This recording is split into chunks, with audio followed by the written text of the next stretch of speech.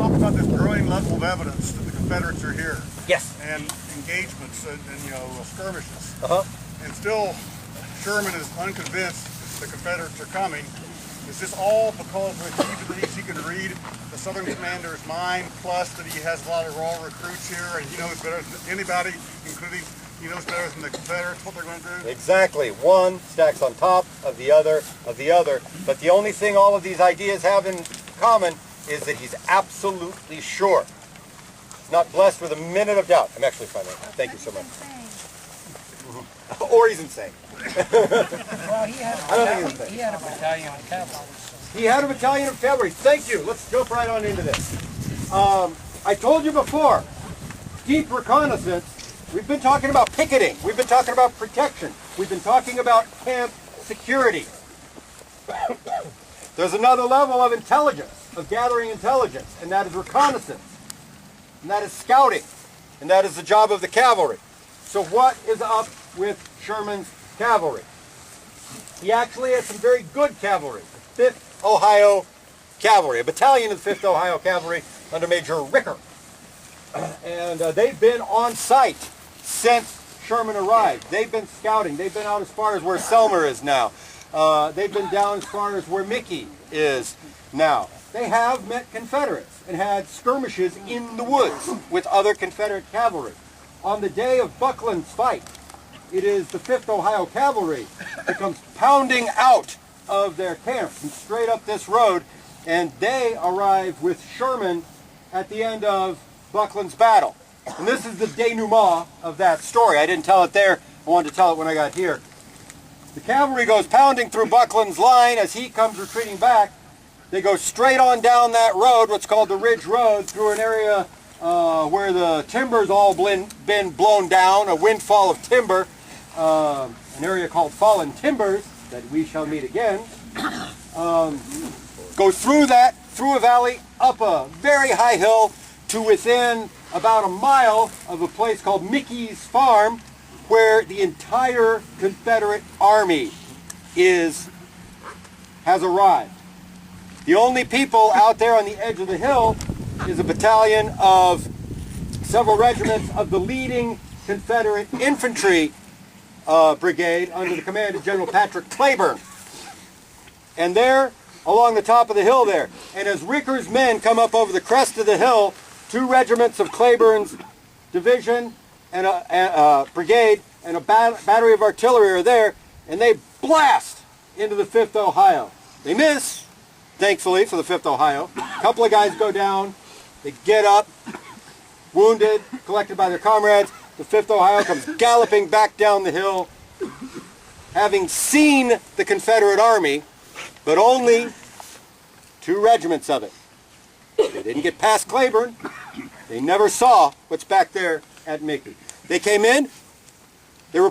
Major Ricker reported to General Sherman accurately what he had seen, and General Sherman concluded, based on all the information he had, that there were indeed Confederates in his front. There was some cavalry, there were 2 infantry regiments, and a battery of artillery. He was absolutely sure of it. He reported it to General Grant. Had a little trouble today, took care of it. We did not bring on an engagement with the enemy. People have been calling him insane. He got relieved of command before. He's not going to violate that order from General Grant that he knows goes right back to General Halleck and bring on an engagement like a crazy man would. That's right.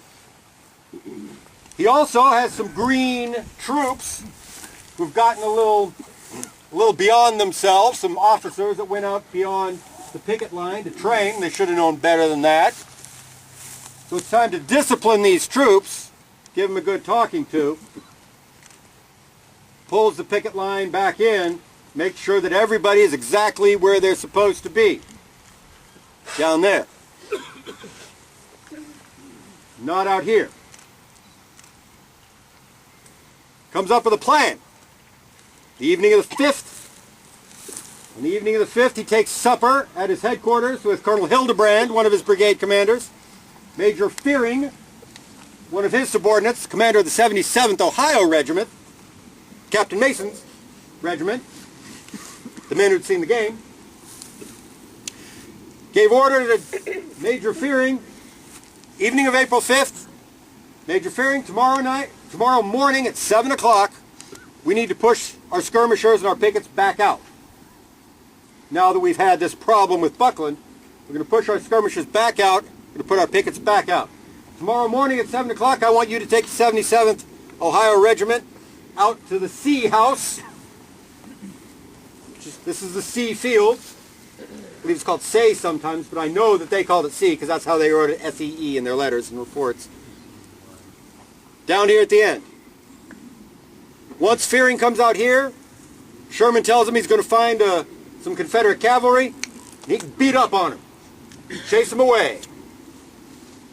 And then he'll set up a picket post out there. That's his orders for 7 in the morning of April 6th. At 7 in the morning on April 6th, the C House will be well behind Confederate lines.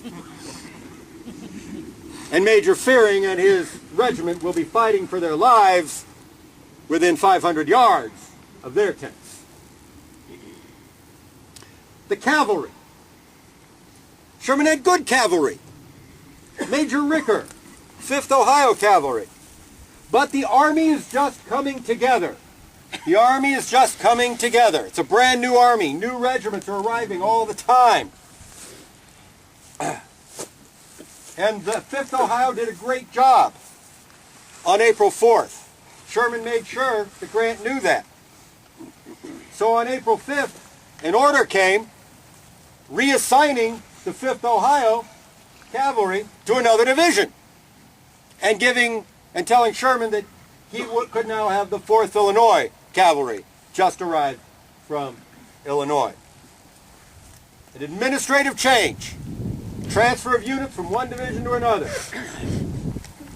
Sherman's division will be without cavalry for 24 hours, but after that, everything will be fine. Follow me.